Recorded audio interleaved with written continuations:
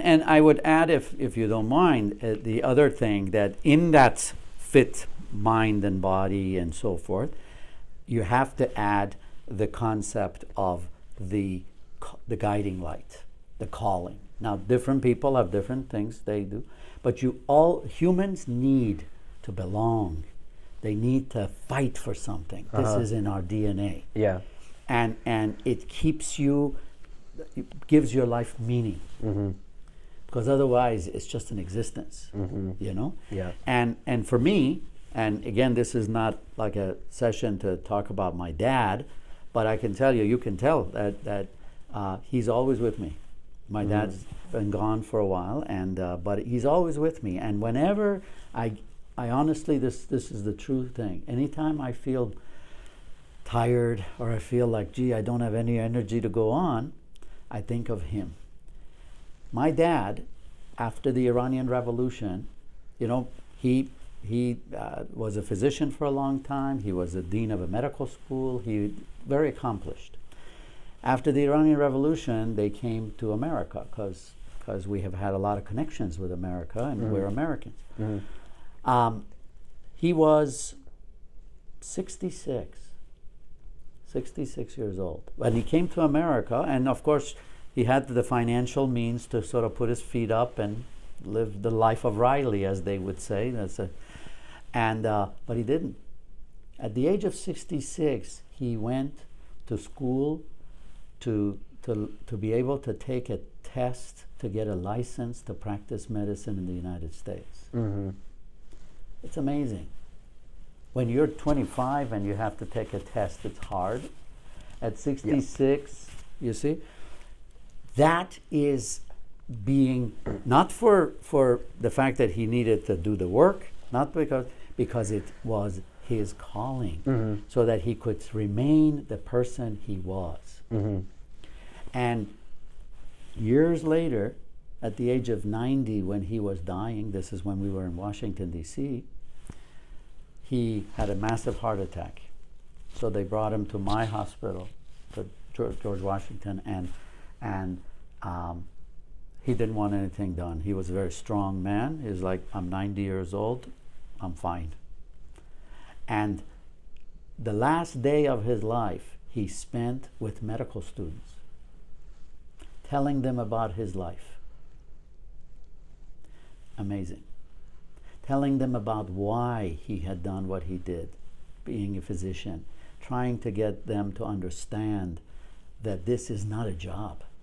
It has become, we have made it a job in some ways, sometimes, and so forth. And it has nothing to do with what's going on with medicine today. That's the fallacy of the whole thing.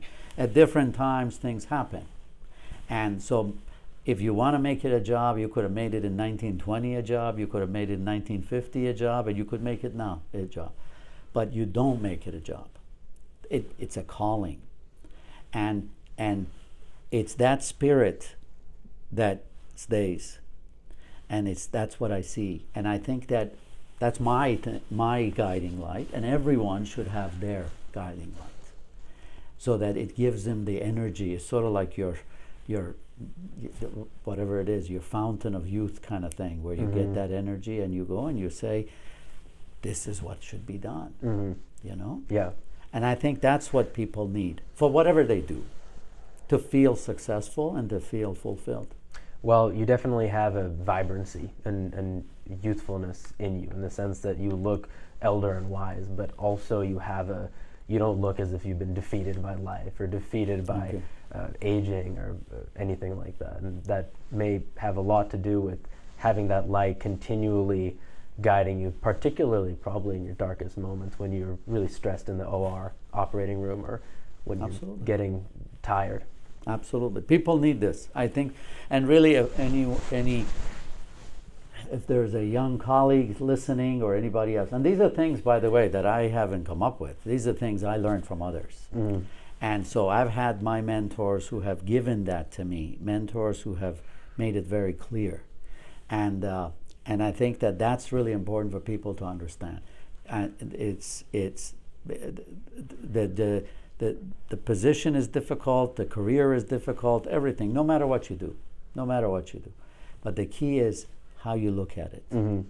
Yeah, I mean, I've met older doctors who are cranky.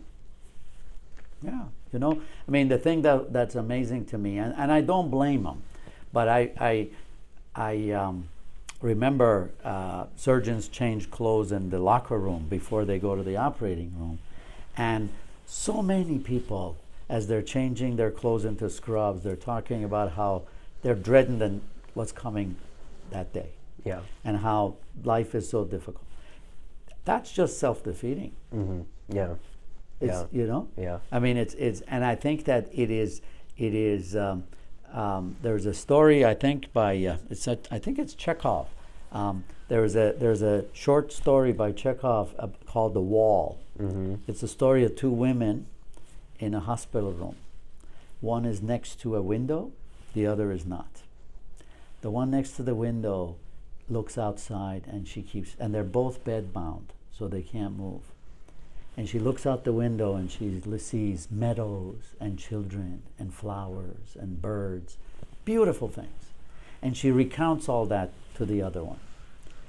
The other one gets envious. She can't come and see what's outside. She really wants that, you know? And she kills her. The one patient kills the other patient so that she can get her bed next to that window to see the things that she's seeing. And when she looks out, it's just a wall. So that is an important point. It's what's here. The point being that she saw the wall wherever she was. So the other woman saw the wall, but she made her mind kept her going. Yeah. You see? Yeah. Because, and I think it's very, very appropriate discussion about life in general. Life in general is a wall. It's a wall. And what you can't see the wall. Mm-hmm. You got to see past that wall. Yeah. And if you do that, no matter what you do, you're going to be successful.